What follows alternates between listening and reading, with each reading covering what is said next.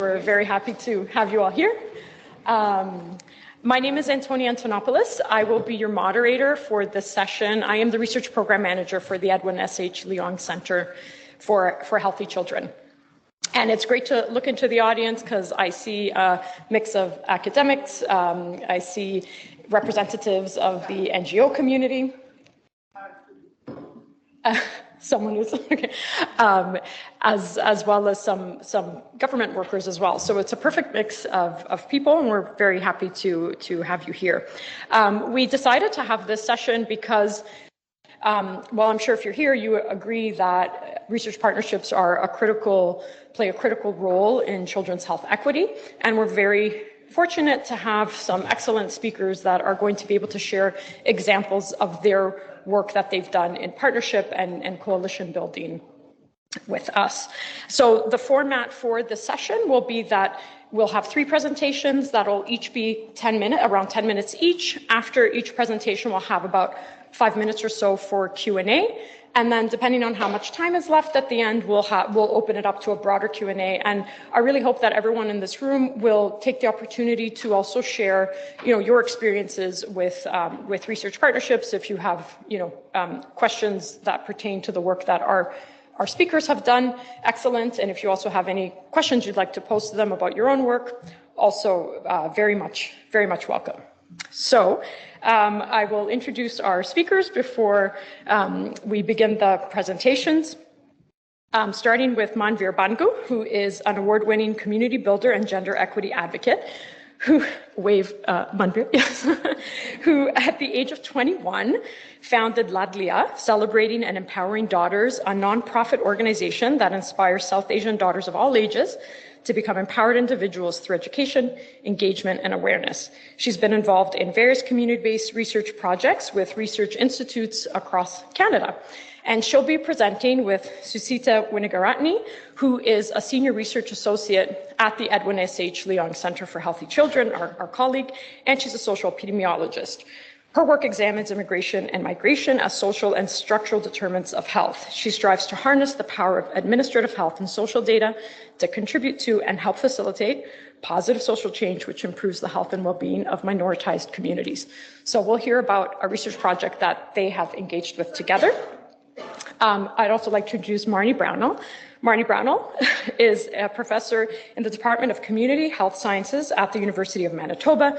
She's a senior research scientist and associate director of research at the Manitoba Centre for Health Policy, and a research scientist with the Children's Hospital Research Institute of Manitoba. She is, we're very lucky to have her, and she's also a member of our International Scientific Advisory Committee. So we're very happy to have you here, Marni. And Marni is going to talk to us about some groundbreaking work that she has done to bring together a very unique tripartite partnership in Manitoba between government, community organizations, and academics. So thank you, Marni, for sharing that with us. And then last but not least, we will have a final presentation by Barbara Fallon and Amber Crowe.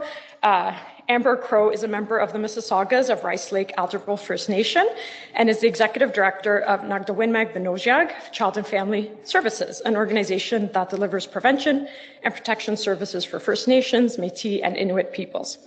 She spent most of her career working for First Nations and Indigenous people and communities, including 8 years of law practice where she represented dozens of residential school survivors before joining Dnaagdawenmag Binnoojiiyag. She sits on many provincial tables related to child protection and health, and she'll be presenting today with Barbara Fallon, who is a professor of faculty of social work at the University of Toronto, as well as the associate VP of research at the university. And Barbara holds a Canada Research Chair in Child Welfare at the Factor Inwentash Faculty of Social Work, and her research focuses on the collection and sharing of reliable, valid national and provincial data to provide an evidence-based understanding of the trajectories of children and families in the child welfare system. And she's also a member of our Scientific Leadership Advisory Council, our SLAC, at the Edwin S.H. Leong Center. So thank you so much to all of you for being here with us, and we all look very forward to learning about your experiences. With that, I will pass the clicker on to our first presenters. Are you gonna stand? Come here, okay.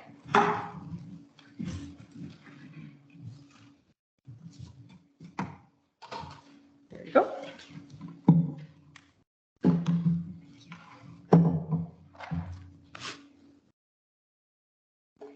Sorry, I'm gonna get thirsty in a bit, so can you all hear me okay?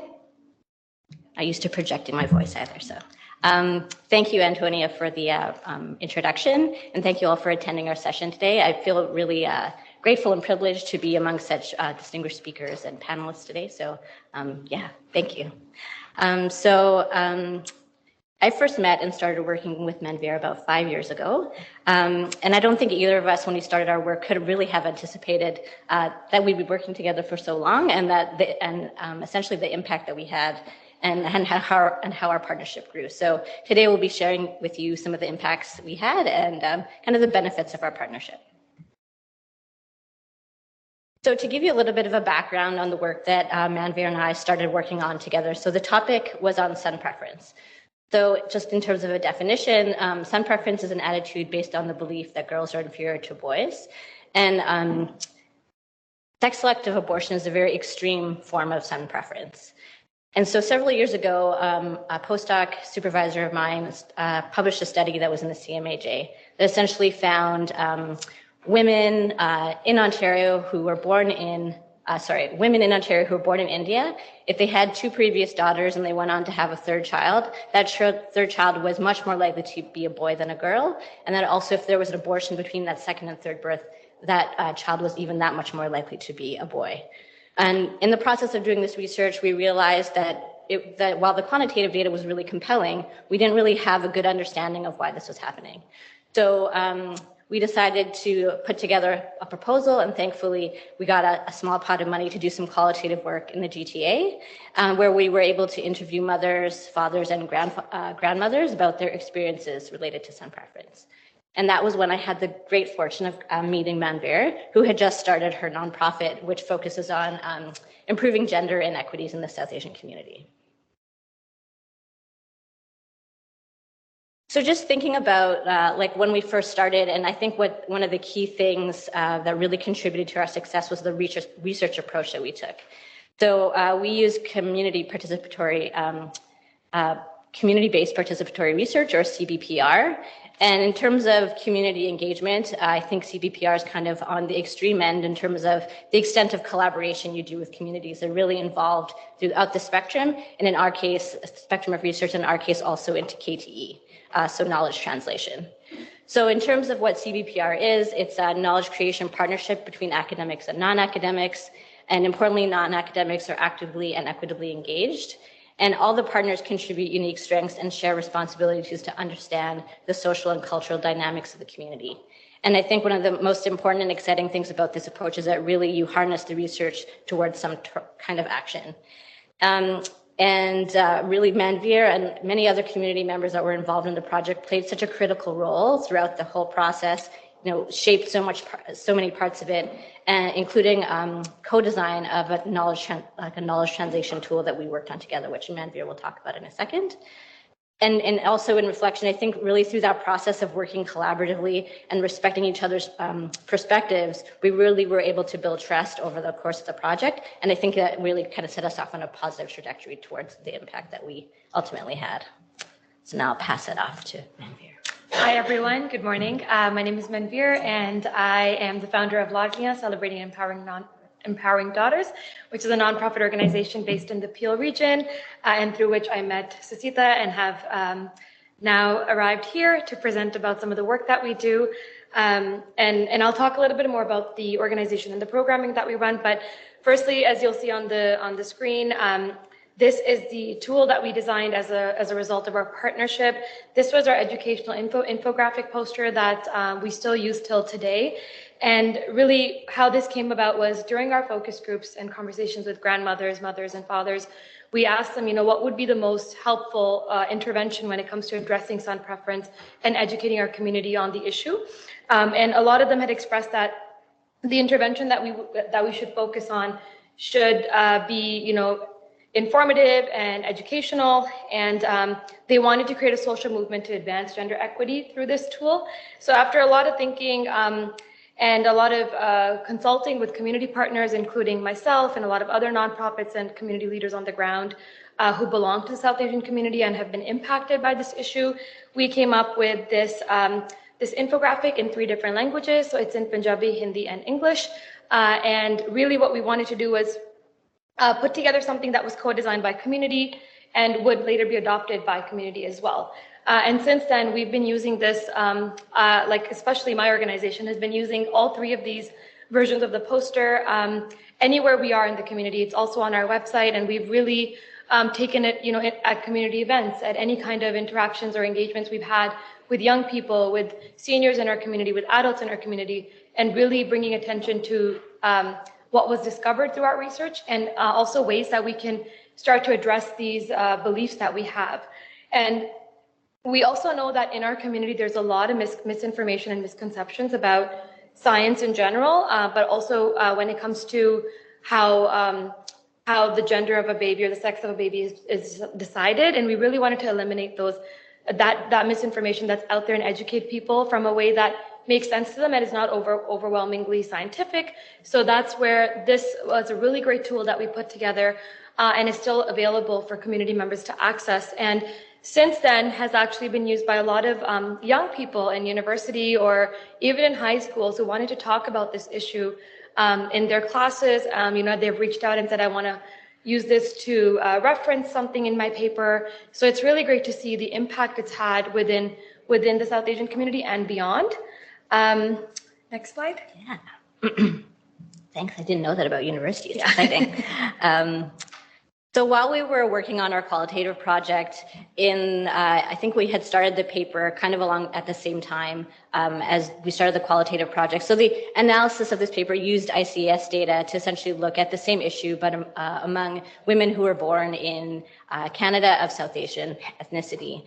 And so these 2 projects we were doing them in parallel, and we decided to invite Manvir and another community partner, Pamela Uppel, to co-author with us on the paper. And she was a facilitator on the project as well. So they thankfully agreed and read the paper, and I think completely changed the direction of the discussion section. And it was such a eye-opening and like ultimately really changed how I write papers. So it was really pivotal for me in terms of being a researcher. But I think ultimately the paper went in a completely different direction. I think was much more meaningful and relevant. And one of the things, the paper also received a fair bit of press, which gave Manvir an opportunity to speak to issues of gender equity directly affecting her community and to a much broader audience, which she'll talk about now. And here's some of the press that we received. So it was, honestly, it was very overwhelming. I didn't expect such a big response so quickly. So there's a lot of interviews with mainstream media and a lot of pressure to represent the community that I come from and speak about them. But at the same time, a lot of privilege to be able to speak as a South Asian woman who's been impacted by these things in my own community. From a young age, you know, to be able to speak about that and then have that backed up by scientific evidence and not have somebody else speaking on behalf of my community. I think that was really important. And since then, we've been able to really use this information and this research and this evidence to, you know, advocate more for our community and really bring this issue to the forefront and provide our community members with, you know, they always say, oh, this doesn't happen anymore. This used to happen, or it happens back home. But we have evidence to say, you know, this is something that we're still seeing here.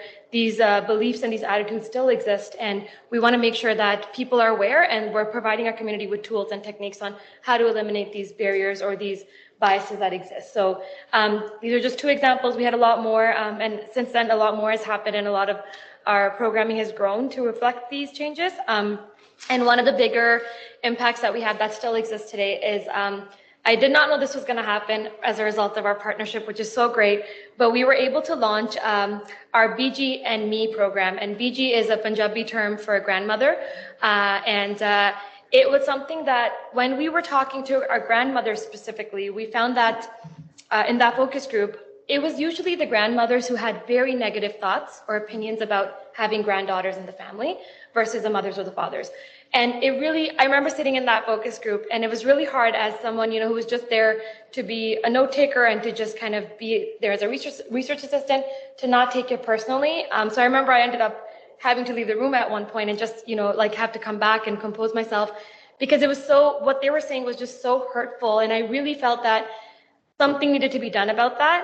And that's where this program came about, to really get rid of that intergenerational gap that exists between grandmothers and granddaughters. And growing up, I realized that I actually didn't get a chance to meet either of my grandmothers, so I don't know what that would have been like. But just hearing from my friends and my cousins about how much they didn't like their grandmother because they knew that their grandmother was not happy when they were born, really stuck with me. And I wanted to change that narrative. And I know that there are a lot of examples of good, relationships between grandmothers and granddaughters as well. So this program came about in 2018, which was it's been such a success. And we've been able to engage over 300 grandmothers and over 400 granddaughters in activities that focus on cultural and, religious activities, where we're taking things like folk music or folk stories and incorporating that into our conversations and having them talk about things that matter to both generations, and also overcoming the barriers. Something as simple as cooking together and talking about, recipes that may have been passed down from generations, and then bringing son preference into that has been life-changing. And we've been able to garner a lot of other community partnerships as a result with, for example, with a local food bank using their space to have workshops in their community kitchen, or, furthering the program by even having a lot of interest from the Vancouver and the Calgary area to come there and do something with their grandmother population, because they also have the same issues within the South Asian community. So it's been really great. And more recently, just about 6 months ago, we started hearing from a lot of the moms saying that they felt left out and they should also be a part of the conversation.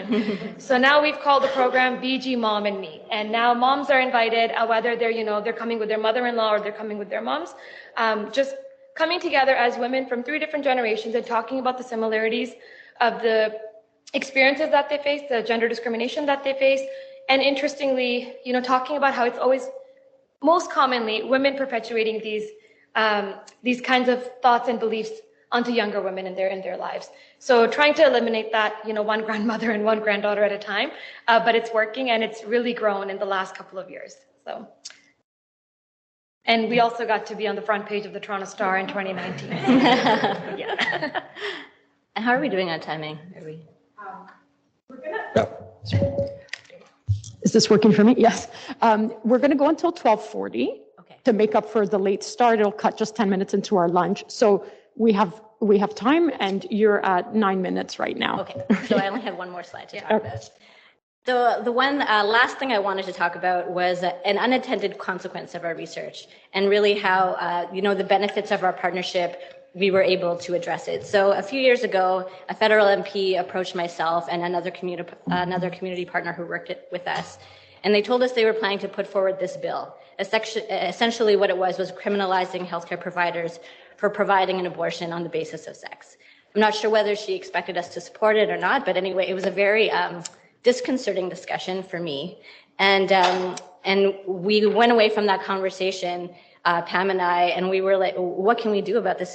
This is not the way we expected our research to be used, and we found it very alarming. And one of the things that we understood is that if this bill passed, it would essentially legitimize discrimination in healthcare settings towards South Asian women. So thankfully, we were able to get together this wonderful group of women who we worked with during our project. We came together on a Saturday afternoon, and we're like, what can we do? We're like, we're all relatively young, somewhat, we felt a little powerless, like what can we do? So we decided to write a policy brief, which we strategically sent out to some MPs. We posted it on social media. We had a pretty small social media campaign around it. And unfortunately, I can't speak to the impact that had because none of the MPs reached out back to us. But broadly, though, thinking back, it was such a huge benefit to me, and I think to us, to have this group of people that we had established trust. We knew where we all came from and how we wanted to address this, so we could figure out a way to tackle it together. And we really wanted, the community perspective to be centered in that response, and we were able to do that because, we had known each other for about 5 years at that point, or I guess 3 to 4 years at that point. So yeah, this is the policy brief, and I guess just to end on a positive note, if you don't know already, the bill was defeated last year in June. I'm not saying that had anything to do with us, but thankfully it was defeated. So. And I'll skip over that. Those are just some pictures from our programming with our grandmothers and granddaughters. And that's it. Sure. Okay. So if you would like to ask a question, if you could just press the button on your mic that's right in front of you.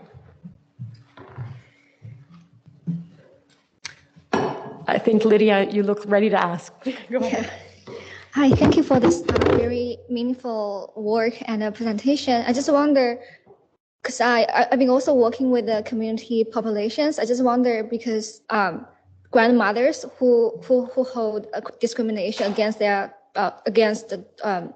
granddaughters, do you have this issue with recruiting participants who have this strong discrimination? Because I assume that people who are more willing to join these community-based activities, they are more willing to make changes in their own lives, right? So I just wonder how you can engage those people who are really holding discrimination against females. That's a great question. Can everyone hear me? Yeah. So that's something that, we did notice that usually the grandmothers and granddaughters that were coming forward wanting to take part in the programming were those who already had a good relationship or had some sort of an understanding, spend time together anyways. But then we had grandmothers reach out who didn't have granddaughters and wanted to experience that. And we had granddaughters reach out, like myself, who didn't have a grandmother and wanted to kind of engage in that intergenerational dialogue and have that conversation. So what we started doing was just having people attend, and we would pair them with a grandmother or a granddaughter. And with that, we built a lot of community, connections and just relationships. And that was, again, an unintended consequence of the program, which is beautiful. But at the same time, we do have some grandmas and some granddaughters who don't really get along, but are trying. They're trying. And I think that this was missing before, but this year we've really seen that mom piece has been really critical, because I think that's almost like a bridge in between. Sometimes in the South Asian community, we have multi-generational families, right? And a lot of them live together in the same house, in many cases, the grandmother makes a lot of the rules. And it's very matriarchal in that sense, interestingly. So she may have a good relationship with her daughter-in-law, but not necessarily her granddaughter, who, they're just so far apart in age. The grandmother doesn't understand why the daughter wants to cut her hair or have a life outside of home and things like that, but the mother does. So it's been really critical having that mom generation involved in kind of helping us overcome those barriers. But I'm confident that there's a lot of grandmother, granddaughter couples that we're not reaching and are just not interested because their relationships are just so strained because of son preference. And that's an unfortunate truth. But we're going to keep working on it and keep spreading our message, whether it's at community events. We try to target a lot of seniors events and just having these conversations with seniors, whether it's grandfathers or grandmothers, the best that we can, just to educate them. We can't change this overnight. We definitely know that. And our seniors are stubborn. They're also, really, they believe what they believe because they have their reasons. And we know historically why they believe that sons were important versus daughters. But we do try at any community event or gathering that we can be at to present our info poster and just have that conversation. Next question. Sarah. Hi, thank you both so much for that really interesting presentation. I'm really fascinated by the last part that you presented on the unintended consequences of a bill being, put forth.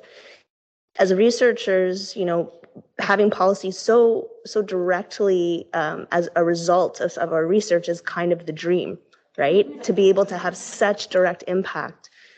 Can you speak a bit about the lessons you learned having that happen, but in a negative way? And what about knowledge translation might you have done differently to, maybe have prevented that? But, I assume that the intent was supposed to be positive, but, not thought through.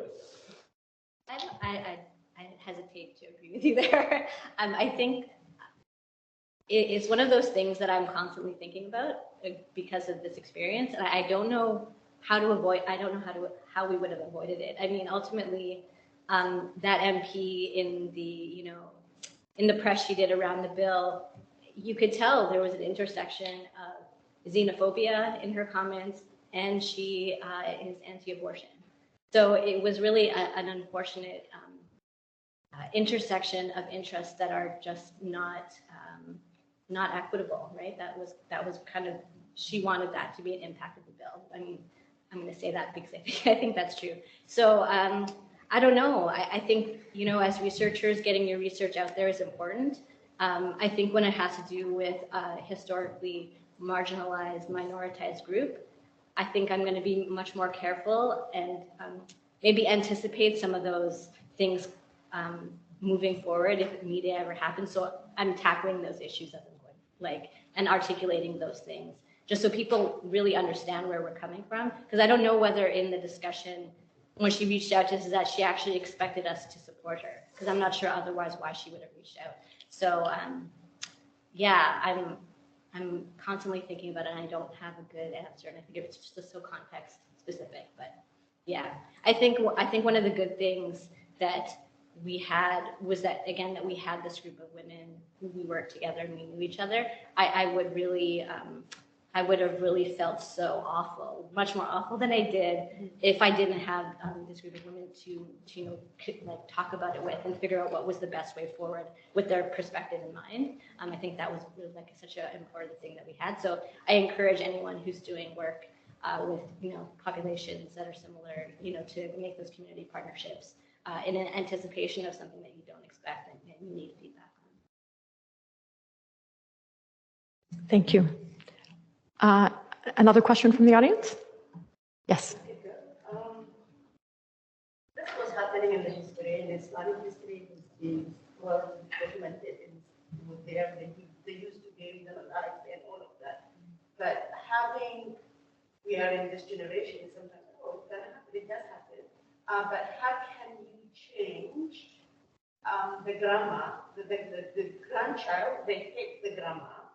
The grandma knows they hate them, like on your research and focus group, this is what you left the legacy, having mentally you stigmatize and also leaving behind this grandma wanted as a girl. And do the grandma realize that is taking place? And you make a great point. It's what you're leaving behind. It's the consequences of your words that, you're leaving with this young girl who's going to grow up believing and knowing she wasn't wanted. I think that's the worst, thing that any girl could feel. And we already have so many self-confidence issues when it comes to young girls. And that's exactly why my organization exists. It's that reason alone that this was founded, because growing up, I was wanted by my parents, but my community reminded me that they prefer my brother over me. And that stuck with me my whole life. And it makes me doubt myself sometimes when I'm given opportunities or when I want to do something. So what we try to do through our programming is really educate our community about the impact words can have or actions can have when you celebrate the birth of a son. So we have a tradition in the Punjabi culture specifically, it's called Lodi. And around January, it's when anyone who's had a son throughout the year, they're going to throw a party and it's going to be celebrated. And I just got married a couple of weeks ago, and because my husband is my in-law's only son, they're going to have a party because her son was married. So traditionally what happens is throughout the month of January, families celebrate the achievements of, having a son get married or having given birth to a baby boy, and not do that for their daughters. And I think that stuck with me as a young girl. My brother was given that opportunity by my dad's family, but not me, right? He was celebrated, his birth was celebrated. Was I not important? Am I not important? And we really try to educate our community about why it's so important to celebrate and empower your daughters from a young age, whether you're a father, whether you're a mother, whether you're a brother, because I think often we leave fathers and brothers out of this conversation, but it's equally important for them to be involved as well. They may not say much. Usually the grandmothers and the mothers are saying more, but they are equally as involved because they are being silent and not addressing the issue. So we try to, through our programming and our educational sessions, to educate our community about why it's important on how you treat your daughters from the day that they're born. So I completely agree with you that it's something that they leave behind, and it's unfortunately impacted a lot more girls and women than we want, but we're trying to change that. Your research, did they acknowledge that? I don't know if we've gotten that far. Yeah, no, that's for another community partnership, if you want to fund that. But because we heard really sad comments, and grandmothers were referring to their daughters as rocks. My daughter-in-law gave birth to a rock, which means she's ended my family lineage, right? And those kinds of, that's really hurtful. So and they were very comfortable saying these things because it's so normalized in their generation. It's not their fault, like I mentioned before, right? It's just what they've been told to believe, that to be the best in my family, I must give birth to a son, and then I want the same for my daughter-in-law and so forth. So I think that's, that's a little bit down the line, but hopefully one day they will see. And we are seeing changes. It's not that we're not, but it's still, there's still that little comment that's made when a daughter is born, like next time it'll be a son. Yeah, And that's what we have to change. The next generation will change. Yeah, hopefully. And Manvir, you mentioned for the next community partnership, can you tell us a little bit, in your journey with Laadliyan, have you, I saw on your website, you have a couple of studies up there. How, do you have any, research in the pipeline, or what kinds of research do you find, and what kinds of research partnerships have you found are helpful for your organization? And, any message you have for the, researchers that are here in the audience, something they can keep in mind that could be helpful. I think one of the things that I only understood after I met Susita was the importance of having partners. When I was in university, there wasn't a lot of evidence or just research happening in general around specific communities, which makes it really hard to make the case for a need, right? So when we were applying for grants, we could never prove that we needed this money because we never had the evidence for it. But thankfully, after meeting Susita and just working on this project, I've been able to develop some skills to then do some community-based research. And I love just engaging with community in general. And since then, we've done a needs assessment on, especially during the pandemic, Peel was hit really hard, and girls and women were impacted much more than anybody else in that community. And we did a needs assessment with young women, 18 to 35, and asked them, what are some of the challenges you're facing as young South Asian women living in Peel? And we heard all sorts of things, from which we had a snowball effect and started addressing some of those things, like gender-based violence. So thankfully, we had the opportunity to address Canada's national plan to end gender-based violence in 2020, which just recently came out as well. So it's led to some bigger opportunities there to really bring the South Asian voice forward, which is often missed or overlooked. And more recently, we have, some of you may be aware, but others, if you're not aware, there is a large influx of international students coming into Canada, specifically the Peel region, with very little support offered to them. And a lot of them are very, very, very vulnerable. A lot of them are young women who are being exploited left, right, and center. And honestly, as a community organization that's working with South Asian girls and women, I feel it is it's my duty to do something for this community. So we're working with Tamarack Institute for Community Engagement we've already conducted consultations with these young women to find out what are these challenges. We know there's challenges. Again, we already know this, but there's no evidence, so we can't prove it. Nobody wants to fund the program, et cetera, et cetera. You all know how it goes. But we have, done these consultations where these students we spoke with 35 young women between the ages of 18 and 24. Every single one of them told us she was sexually exploited in the workplace. Some of them were also sexually exploited at their homes, which are overcrowded homes, where they're living with 12 other girls in a basement, 2-bedroom, 3-bedroom basement, and they were exploited by their landlords. And, so this exploitation that's happening, which is, we know because, we're in the community, we hear it, but it's not a talk of the town. There's no research being done. So we have taken that as our responsibility as an organization working with young girls and women who are South Asian, because we can't leave them out of the conversation. They are very much a part of our community. They're working in our community. They're living in our community. They just don't fall into the settlement sector because they're not newcomers. They're just international students, but we all know they want to live in Canada, and that's their goal. So we are addressing these issues by having these consultations and developing training modules for employers and academic institutions to how they can better support this population that is their workforce, and we know that they're the ones that are going to do the jobs that a lot of other people don't want to do. So that's something that we're also working on currently for this year. Thank you so much, Manvir, and hopefully we'll have some more time at the end for any additional questions for your presentation. Thank you so much, Manvir and Susita. And I would like to now call up our next presenter, which is Marni Brownell. And let me just get you are right here, okay. There we go. And here's your clicker. Oh, thank you. And I'll get out of your way. This one, okay. Yeah. So I'm not going backwards. Thanks very much, Antonia, and I want to thank the Leong Center for including me in this group of wonderful presenters. I'm going to be telling you a bit about a partnership that we've been building in Manitoba for the last 3 years with funding from the Social Sciences and Humanities Research Council of Canada. Those of you who aren't familiar with Manitoba, we've got this fantastic data resource at the Manitoba Centre for Health Policy that has a lot of health data, but also data from education, from social services, family services, housing, justice.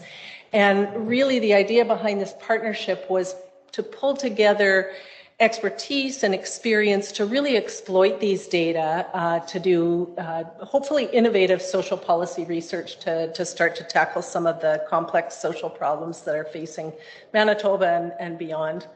At the Manitoba Centre for Health Policy, we have a long history of working in partnership with a number of different government departments and academics from a number of disciplines. And when I say long history, I mean about over 3 decades since the center started operating.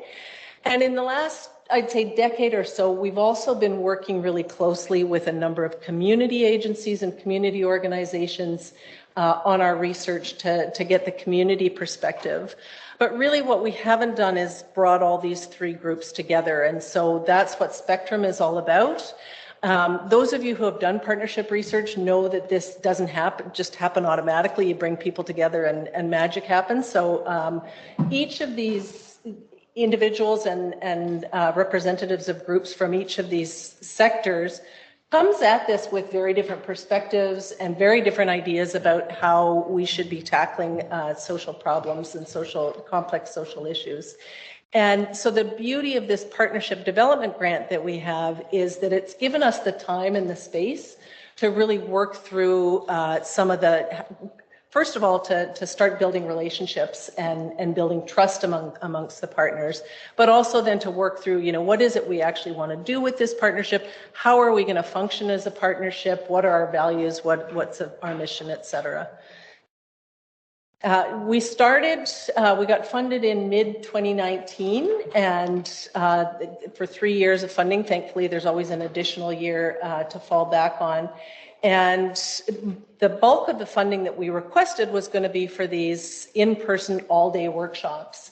And thankfully, we were ready to hit the ground running. So we had a great workshop in the fall of 2019, started to build those relationships, that trust among partners, had another workshop in early winter of 2019-20, and we were all set to go for our spring workshop in 2020. And of course, everybody knows what happens. I'd like to say that we pivoted. Everybody says that, oh, we just pivoted. We did not pivot. We were kind of, how in the world are we going to keep this going? So it took us until the fall to figure out, we really do have to do this virtually and figure out how to do it in a virtual space.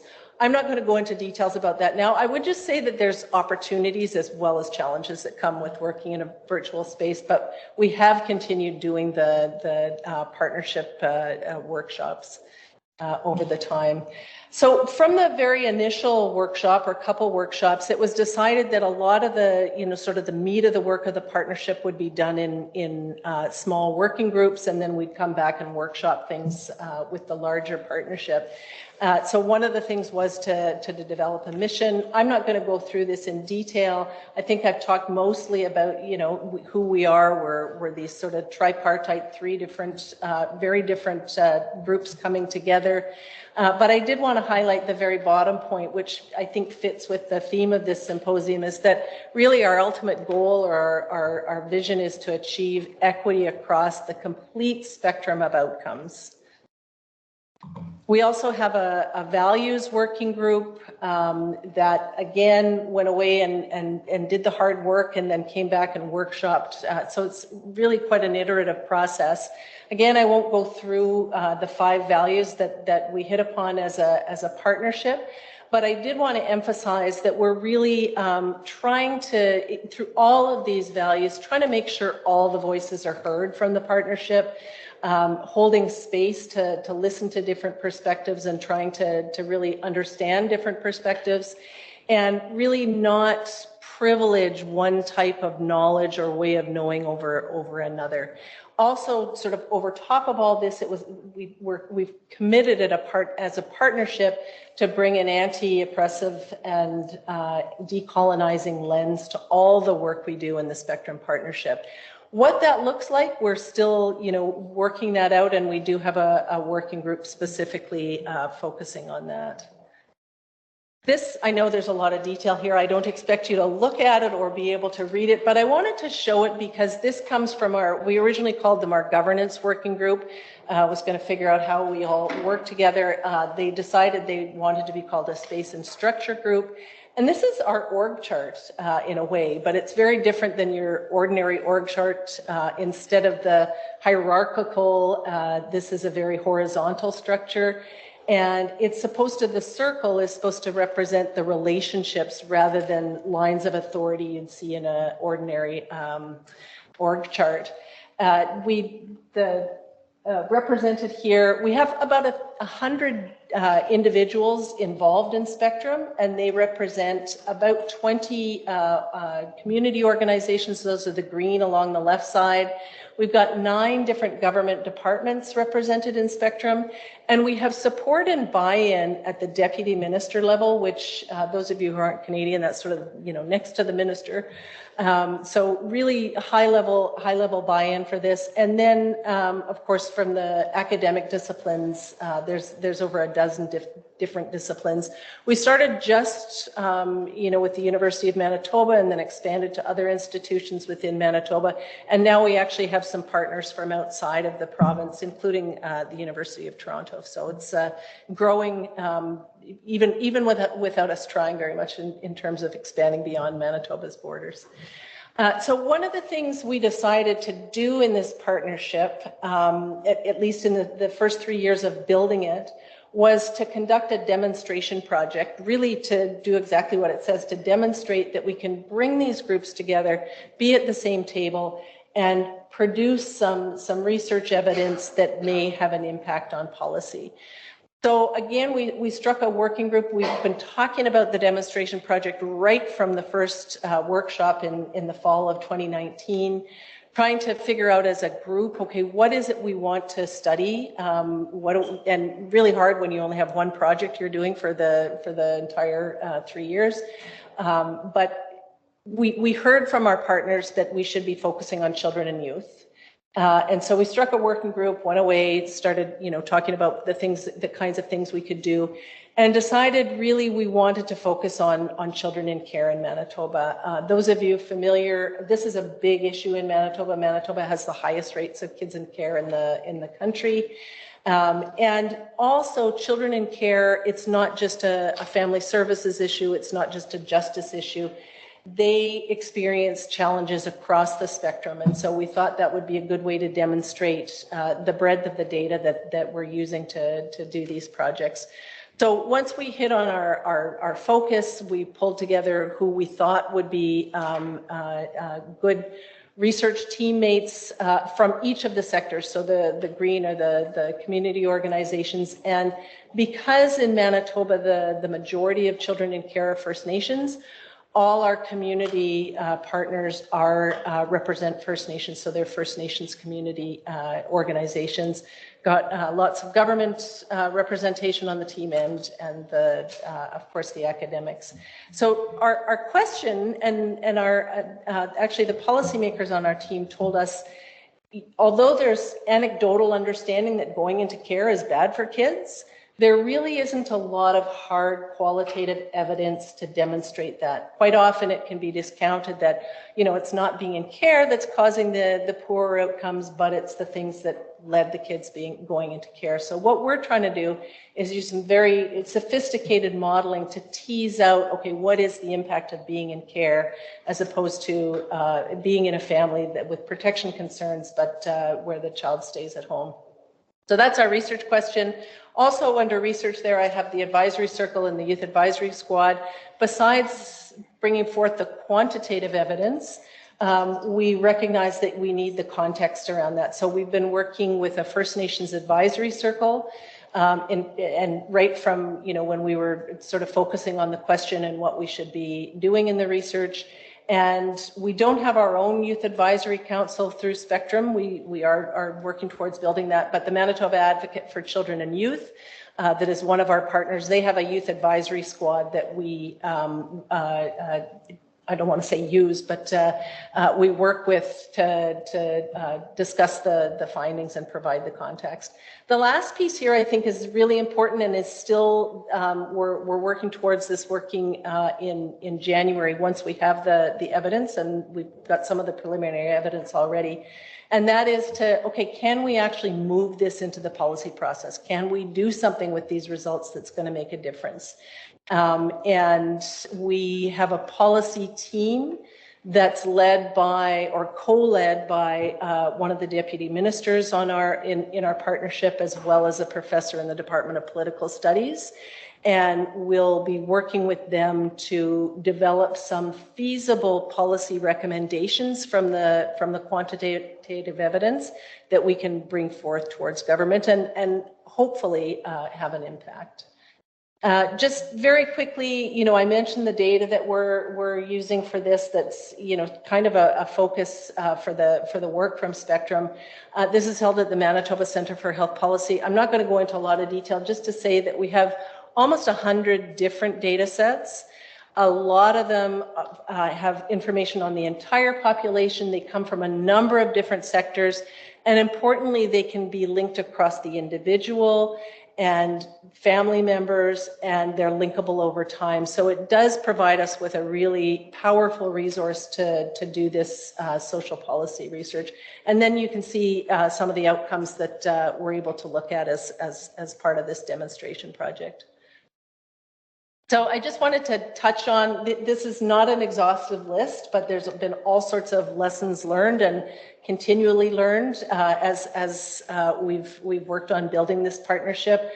I think the top two there, time and trust, are key to me. You can't do work like this without developing trust, without developing relationships, and that takes time.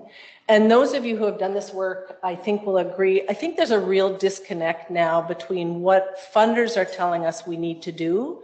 We need to work in meaningful partnership, but you need to have this done within a year. We're going to give you funding for a year. And it just, my experience, like really, we have taken the 3 years and we'll continue to build this partnership, but it took us that long to get to a place where I think our partners felt comfortable being honest and open in these meetings. And that brings me to the second point, that everybody is coming with different perspectives and agendas.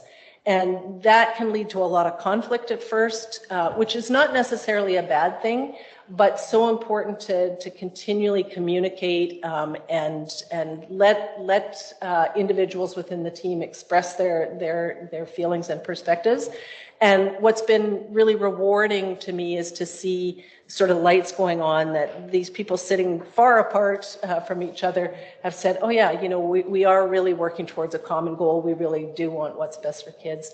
And then finally, the final thing I have there is impact with a question mark. As you know, I've been doing research in this area for a long, long time. I find measuring impact is one of the most difficult things to do, whether it's, you know, the impact within the community or the impact within policy. You know, sometimes we don't know the impact our work has done. Sometimes it's not obvious. Change, I think, is incremental. And that brings me to that last point, is about managing expectations. At the beginning, our first meeting, I feel like everybody felt like, oh, we're going to change the world. We're going to, and you know, in the area of child welfare, we're going to tear down the system. Well, maybe someday we will, but if you want to make change and have government as partners, you need to think incrementally and manage the expectations in terms of what it is you can actually accomplish. So at that, I'll stop talking.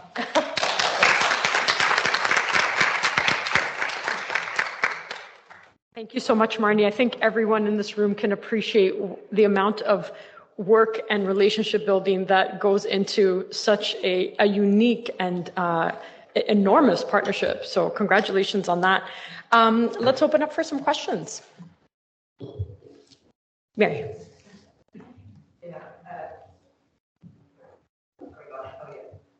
Thank you, Marni. it's really interesting, and it's great that you've got that funding, even if it isn't ever for long enough to get that ring fence funding is significant. I just wondered, do you have a theory of change? Oh, my goodness. Sorry, just a small question. And I suspect there are people within the partnership that do. Myself, no. We are trying to evaluate as we go along, and I guess, I'm not sure whether this is so much a theory of change as a process by which we're moving forward, and that is we're never stuck on, okay, this is the way we're going to move forward. We're always trying to get feedback from the partners. That's really important, that we get feedback after every meeting, and we have communications with them, and then trying to integrate that. So I feel like we're constantly changing. So if that's a theory of change, that is what we're doing. We're always being open to changing our direction and moving in different ways, and really responding to the suggestions and the perspectives of the partners. Thank you. Next question. Anyone? Ruth. Thank you, Marni. A really nice talk and impressive work. One thing that gets to me about when you're thinking about children in care and children subjected to abuse or neglect is no one thing. It's a very heterogeneous population. Could you say something about how you're managing to pick apart those different reasons, the different groups, and their different experiences that will alter the balance between whether they're better off in care or not? Yeah, and that really is the million-dollar question, isn't it?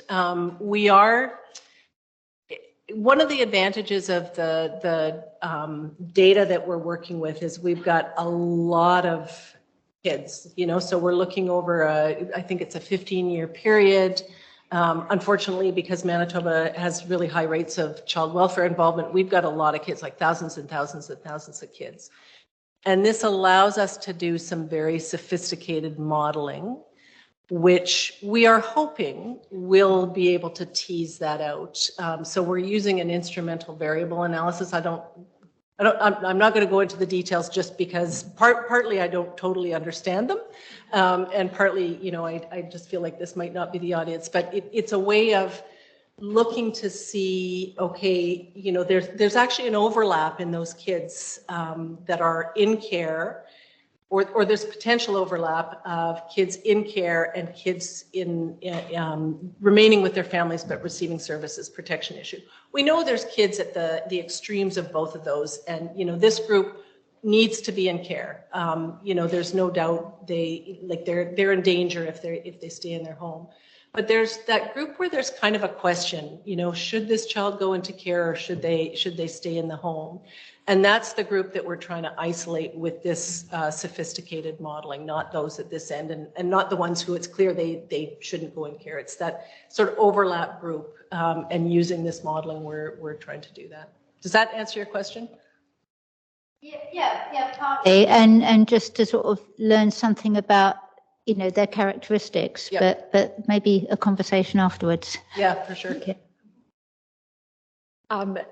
I'm going to actually move to the next presentation at this point, and we might have a few minutes again at the end for any questions that you didn't get to ask Marni. Thank you so much, Marni.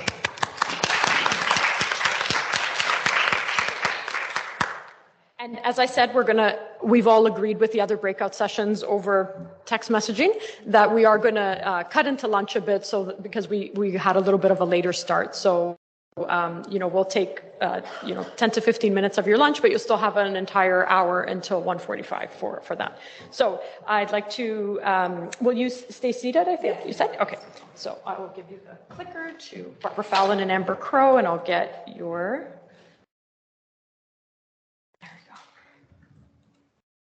Okay. So it's emblematic of our partnership that we haven't quite worked out who's going first, which is a good thing. I think it shows cooperation, collaboration. So Bojo Ani, Amber Crowe, Indigenous Cause, Mississaugas of Rice Lake, Alderville First Nation, and Dunjaba.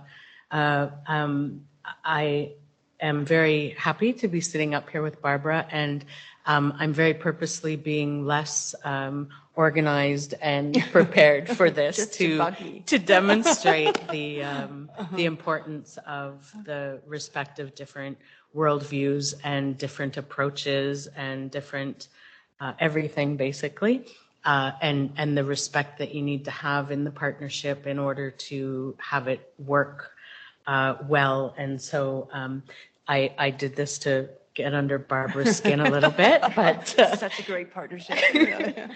but on a serious note, we've been working together for about 6 years, and I was interested when I saw the lack of honorifics, I think they're called, in the introductions, because I'm often beside Barbara and Dr. Jeffrey Schiffer and Dr. Cindy Blackstock and Dr. Barbara Fallon, and I introduce myself as Howard Wolowitz because I don't have With that. 4 degrees, but anyway. Yeah, that title. But we want to go through a little bit of the information that results from our partnership, but we really wanted to talk more about the relationship and the partnership and how we got to be able to get to this point. But I'll hand it over to Barbara to go through some of that information, and then we'll talk more about the actual relationship and partnership. Yeah, thanks, Amber. Yes, and all kidding aside, I always love presenting with Amber, and part of it is that we collect data in our child welfare lab about the overrepresentation of First Nations children, and I really believe that I try and avoid ever presenting those data not in partnership, because I recognize that they're very sensitive, they're important. Those data represent a burden of suffering for children and families and communities. And really, they're best understood in partnership. And lots of times, Amber and I will present, Amber will lead the way. And if there is a technical question about complex survey weights, that's really my contribution. But that's really how, you spoke earlier about community-based participatory research. And that's really how we think about it almost every day. I would say, Amber, we try and, we probably chat every day or text every day. And we're constantly having those informal conversation about what needs to be done, who needs to have data, what's coming up through the policy pipeline where we can potentially get information that we would have available to the right partners at the right time. This was a presentation that we really thought we were very clever about the title, actually, what gets measured gets done, sort of, compliance versus meaning. I think we presented it first at Hiawatha First Nation, who are thinking about their own child and family services under Bill C-92, and the issue that these data really reveal is that the focus for governments is really compliance in child welfare and not on outcomes. And so we pay a lot of attention to when social workers arrive at homes, but we pay no attention to what the social worker actually did to assist families and children with the burden of suffering, with the issue, with their struggle. So this is, we have lots of, we sort of have lots of knowledge translation products. We have lots of academic papers, but this was one that really took a long time. And our colleague Emily Houston is in the audience, really, who sort of led the way.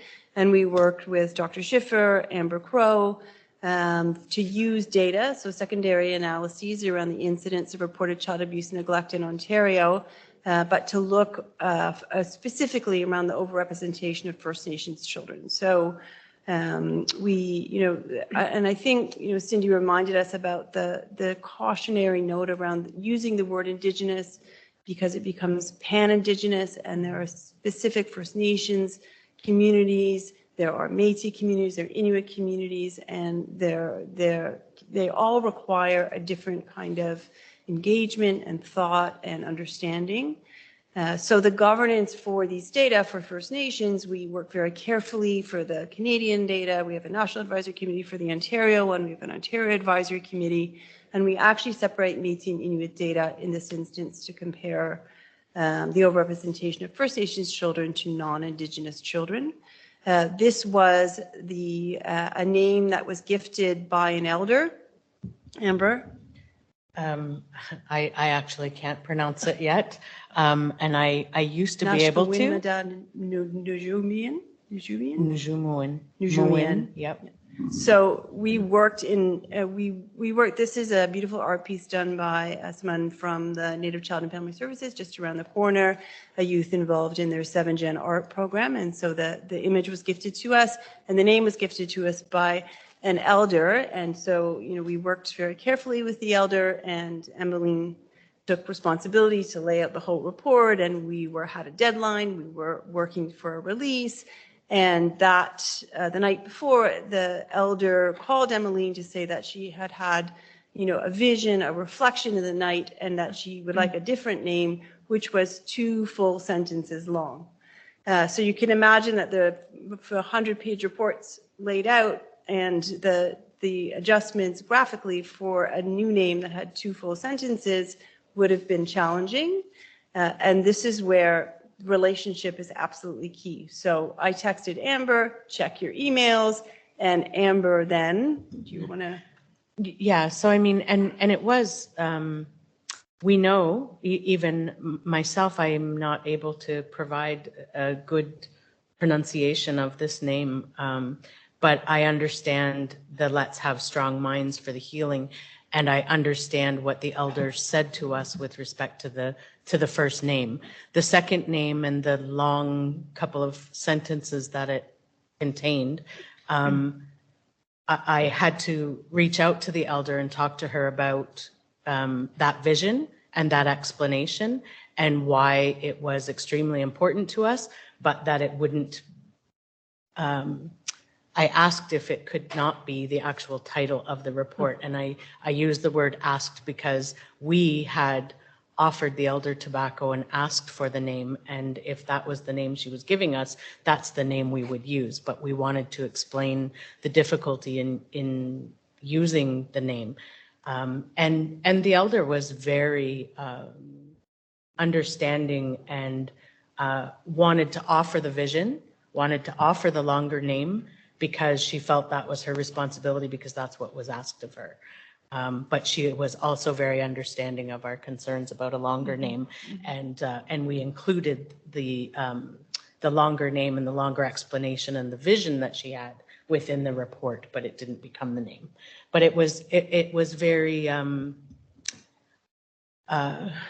meaningful to myself and to the elder that the approach that was taken to address the concern.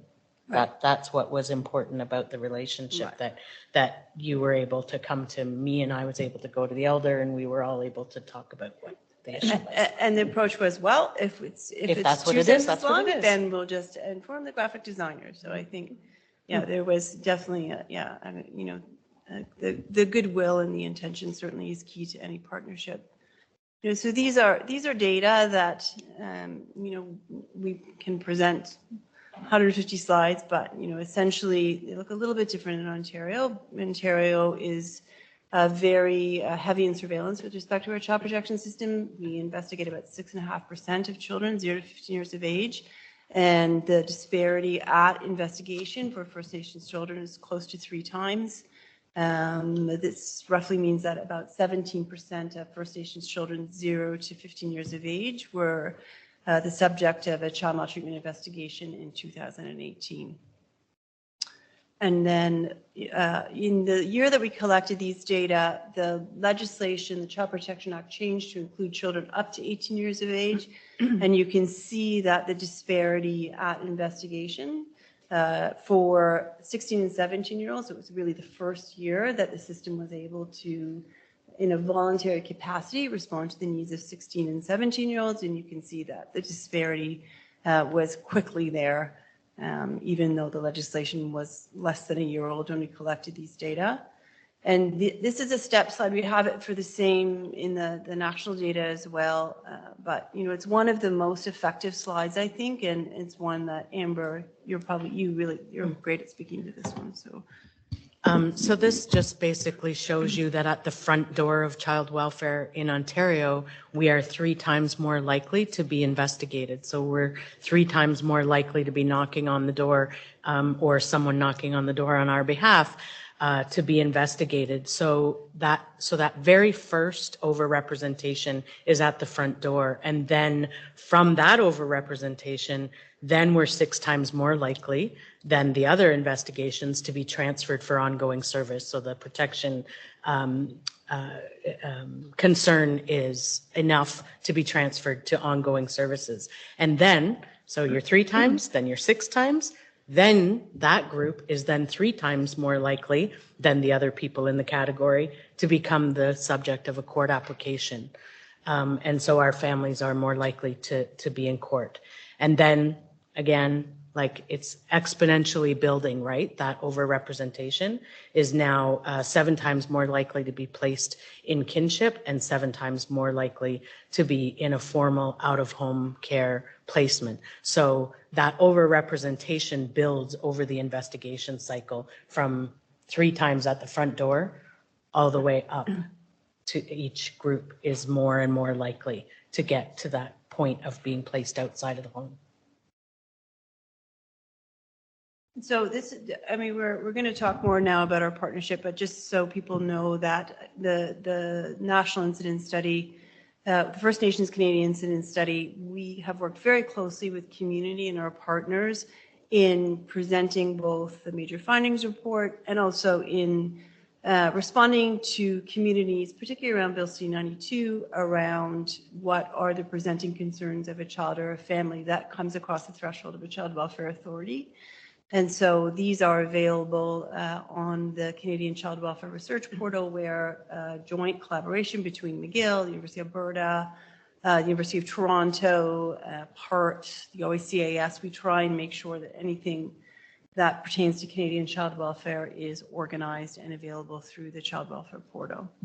So we're going to stop talking about the research products, other than, I guess, the one thing that we were thinking about during your unanticipated consequence example, which was very powerful, was one of the things that I think, Amber, it was your suggestion. We're in these very heavy, heavy empirical tables where, there's tests of significance and weights and, unweighted sample and, weighted sample.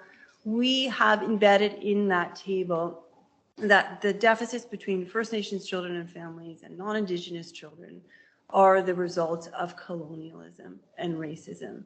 And so, that I think it was very important to us that those data not be extracted, because data is something people have quickly for a slide. And what we hear from our First Nations partner always as researchers is that you cannot present these data without the attribution.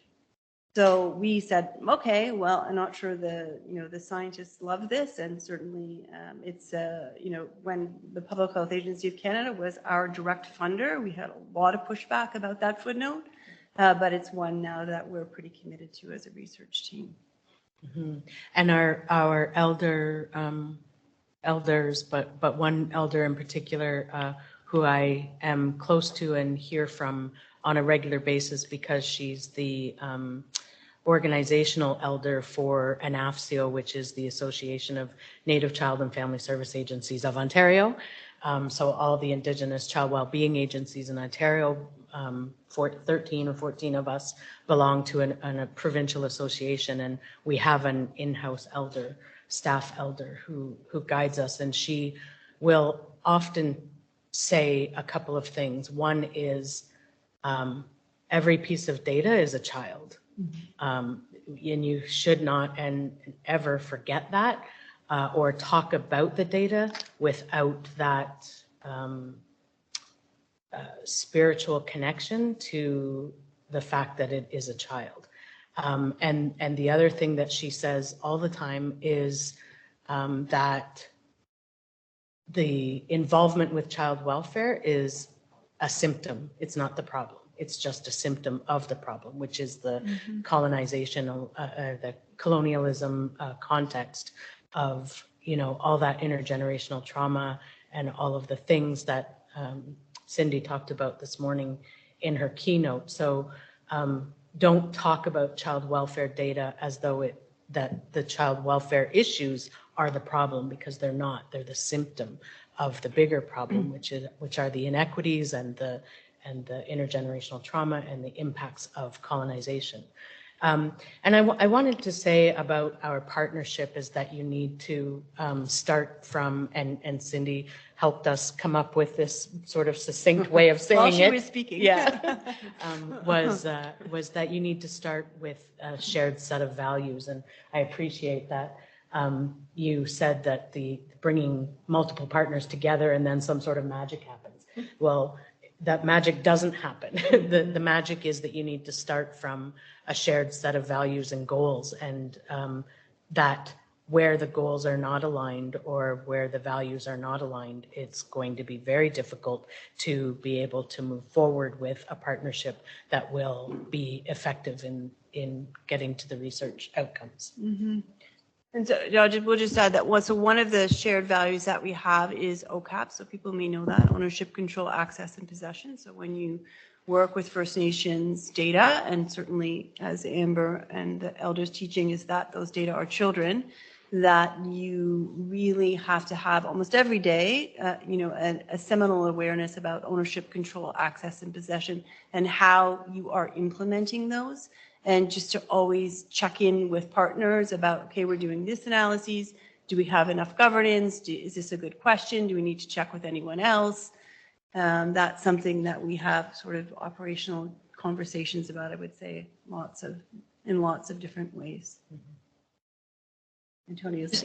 Thank you so much. And I just wanted to note that, as you know, Amber, you were saying, every piece of data is actually a child, and just the warm rapport that the two of you have really kind of brings home a very human element to this partnership. It's not, it's not this stale institutional thing. There's a real human connection there that it's really nice to witness. And if we didn't have it, we wouldn't get what we have. Yeah. Yeah. Let's get a couple of questions from the audience. I can't see who wants to talk. If you could raise your hand. Yes, please. I forgot the first name. Marni. What? The first. I'm sorry, could we keep the questions first for Amber and Barbara? Is there anyone who has a question for Barbara and Amber in particular? I saw this hand go up first. Yes. Thank you so much for sharing that wonderful information. A question that we run some community programs relating to children's literacy, and it is a universal program. However, we are also seeking to work with Indigenous First Nations, Inuit and Métis communities who approach us, and we already do have some communities running the program as well. What we are noting is that the realities are very different in these communities, and so because of high turnover of staff and just like you mentioned, all the other challenges in the communities because of intergenerational trauma, et cetera. And a challenge that we have as a community organization is the way that to report back to our funders, because the expectation is to report impact a certain way, and that doesn't necessarily align with the way that works within Indigenous communities.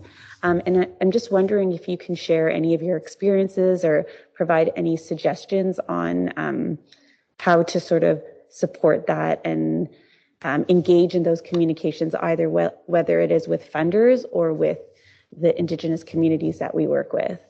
I'm not sure what Barbara will say, but what I would say is have the First Nation, Métis, or Inuit partner do the talking for themselves with the funder, because that's a really good point. My experience is that they will tell her no, but they won't tell us no. And that's true of many, and the context of and the concept of reconciliation and being able to express why and how this should be reported and why a community wants it done a certain way or control over, I know some of your advisory, and often when we are sitting on advisory tables for different ministries and governments, we will object to particular findings or recommendations or wording that's used within, and pushing for that footnote with a funder, or pushing for a way of saying something. It just really takes a lot of advocacy, and I think that we speak probably most impactfully for ourselves rather than through someone else. So I can tell you and you can tell somebody else, but unless they hear it directly from me or an elder or a family, it won't be effective enough. Yeah, I guess I would just add that you're in an academic position. So I think, I don't know, it might be my advanced years, but I now just really start with the community definition of the issue. So during COVID, I when you said it stood still, we we're kind of, we all talk to one another, the child welfare community, probably every week in various ways. COVID hit. As an academic group who are really wanting to help, we can't do frontline work. What could we do? So we sort of put together this checklist idea where we worked across the service continuum and the developmental one to ask a series of clinical questions and then link it to the resources that were emerging in a very fast way, so that the child protection worker could go through a series of questions to the family and then either get the resource they need or refer the family. And we didn't do that for there was not an academic purpose at all. Like I was not, and eventually after a year, and I work for the University of Toronto. So what's required of me is to publish, right? And to have the University of Toronto's name attached. So then I said to, let's try and get into the literature. Like, how can we sort of put a lit review, get some evaluation data, let's get it into the literature as, a potential. And it's always it's always a tension, but I think in my advanced years, I have to start with that as a definition of how I can be helpful as an academic and not the other way around. And there was a hand that had gone up on this side of the room. We'll take one last question before we break for lunch. Thank you. I just wanted to ask a quick question about, personal relationship building. I totally agree. You guys have such a lovely relationship. It really comes through versus institutionalized collaboration and relationship. I work in public health. The turnover is insane. We have wonderful, beautiful champions that work really well together, and then someone changes files and it disappears. So can you talk a bit of the value of both? So from a First Nations or Indigenous worldview and the relational perspective that we have about everything in existence, I couldn't be part of a partnership about my children, our children, without that trusting, transparent, respectful relationship. And I count myself and Anafsio and the children and families extremely lucky to have encountered Barbara and her team and the work that she's done over the decades of her career in child welfare data. And I'm sure there are others in the world who have as much academic knowledge, but the other pieces of that relationship, it doesn't work without them. So it's very, very much, and that when I was asked, or when we talked about being part of the panel, I didn't really care about us saying what we found out. I wanted to impress upon people the importance of that respect and transparency and ability to work together, and for that, the starting off with shared values and shared goals. And I realized that sometimes there are goals that won't align, but when they don't, it needs to go with the community partners, needs to be the paramount one. Yeah, well, it's absolutely my honor. It's a privilege. Cindy Blackstock, I know she's not there, don't worry about it. Cindy Blackstock, in 2000, we had the first national incident study. We presented data in Cornwall, and Cindy was a keynote speaker like that, and the researchers following after her, and she said in 2000, I can feel, I thought she was looking at me, it was a huge room, I thought she was looking at me, she wasn't, she says. And she said, she could feel the guilt, right? Because when you hear her, you really have a visceral response. And she said, I don't want your guilt. I want you to do something. That was 22 years ago. And so for me, that was like one of those moments where I thought, okay, that's it. Like, that's what my academic career is going to be, doing something. And then when you work in partnership with the First Nation, you are not in charge, right? It's never something that I navigate or negotiate. That's a very comfortable role for me, to take my instructions from my partner. And then, as Amber said, I have to go, work out the academy, but the North Star for me is the instructions from the partnership. So. And I think that's a really beautiful note to end this session on. Thank you so much to all of our speakers and to all of you.